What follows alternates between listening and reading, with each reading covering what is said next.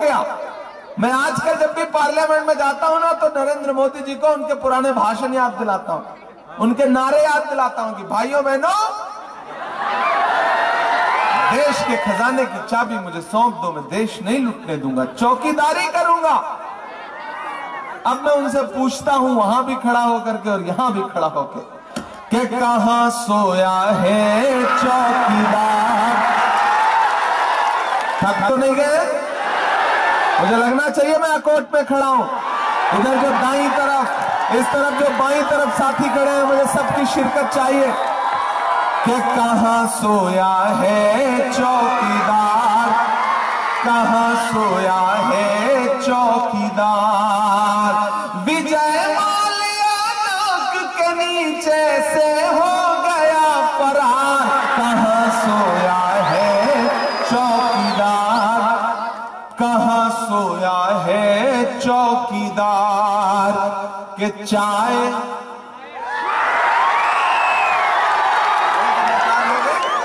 बड़े ही समझदार लोग हैं महेश भाई है। आप चौकीदार बोल दो, ये समझ जाते हैं किसकी बात हो रही है। आप चाय बोल दो, इनको स्वाद आ जाता है, पिलाने की जरूरत भी नहीं पड़ती है। सलाम है अकोट को कि चाय बेचने वाला पूरा भारत बेच रहा है। बेच रहा है कि नहीं बेच रहा है? बेच रहा है कि नहीं बेच रहा है? कि चाय बेचने वाला पूरा भारत बेच रहा है। इसी काम में हासिल उसे महारत बेच रहा है। कि रेल बिक गई, तेल बिक गया, बिका हवाई अड्डा। जो अगली लाइन है ना, उसमें एक नाम आएगा, आपको अगर स्वाद आ जाए ना उस नाम का, तो फिर यहां से वहां तक अकोट वालों आपकी तालियों का शोर दिल्ली तक जाना चाहिए। कि रेल बिक गई, तेल बिक गया, बिका हवाई अड्डा। सब कुछ बिकता देख के खुश हैं अपने जेपी नड्डा। कि जनता महंगाई की मारी करती हाहाकार, कहां सोया है चौकीदार, कहां सोया है चौकीदार। महेश जी इधर आइए आप।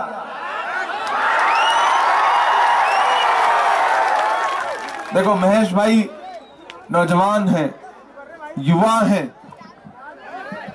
जा चुके हैं जनाब इमरान प्रताप। सभी जोरदार तालियों से स्वागत करें हमारे इमरान भाई का भाई इमरान प्रताप गढ़ी साहब।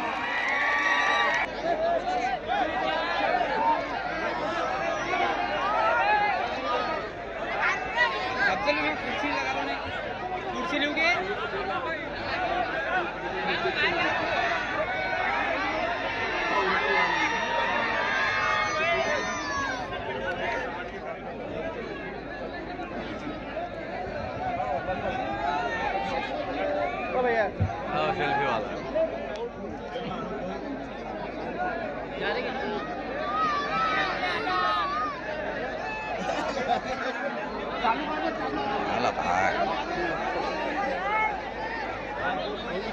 अली भाई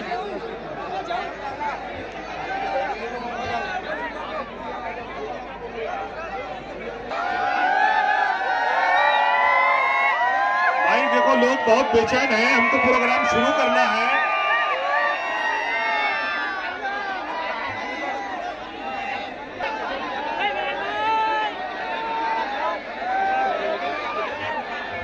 सभा के अध्यक्ष माननीय हिदायतुल्लाह खान जी पटेल साहब, मोहम्मद सादिक अब्दुल वहाब,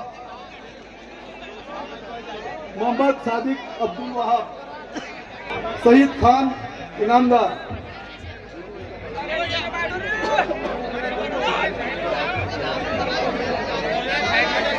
हमारा एक भाई। आजकल हर दिन हमारे हेलीकॉप्टर की चेकिंग हो रही है, उद्धव ठाकरे जी के हेलीकॉप्टर की चेकिंग हो रही है। आज हम उतरे जब, तो उड़न दस्ता आया, बैग खोलिए साहब चेक होगा। हमने कहा चेक कर लीजिए। बोले आपके बैग में क्या है? मैंने कहा मैं तो शायर हूं, मेरे बैग में मोहब्बत है लोगों की, इससे ज्यादा और कुछ नहीं, आप चेक कर लीजिए।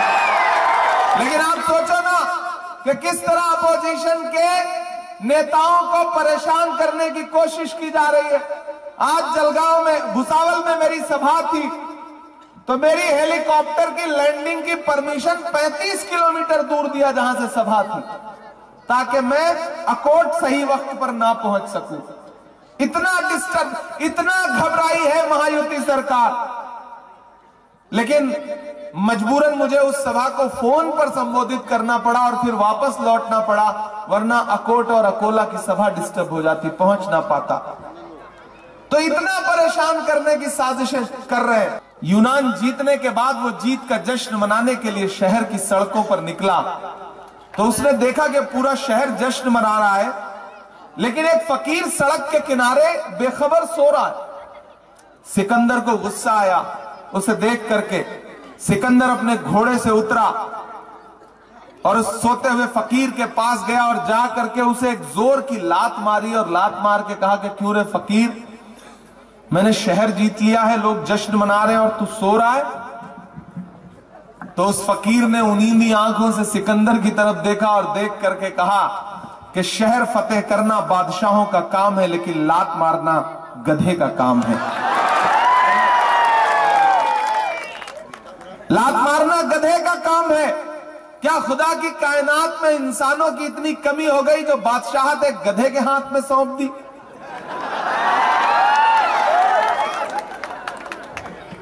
आपको ये बात तो समझनी पड़ेगी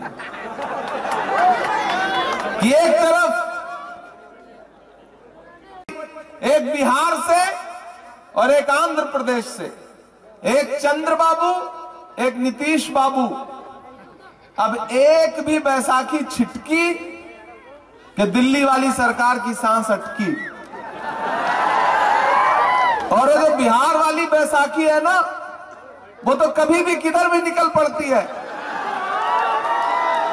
क्या पता महाराष्ट्र में महाविकास आघाड़ी की सरकार बनते ही नीतीश जी का दिल फिर पलट जाए, पलटता ही रहता है।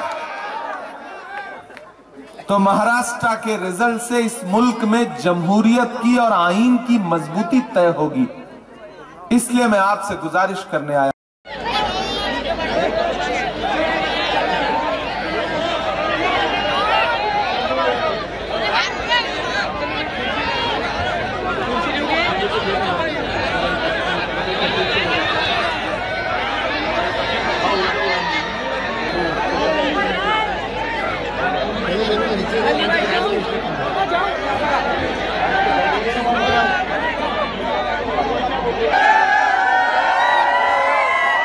भाई देखो, लोग बहुत बेचैन हैं, हमको प्रोग्राम शुरू करना है।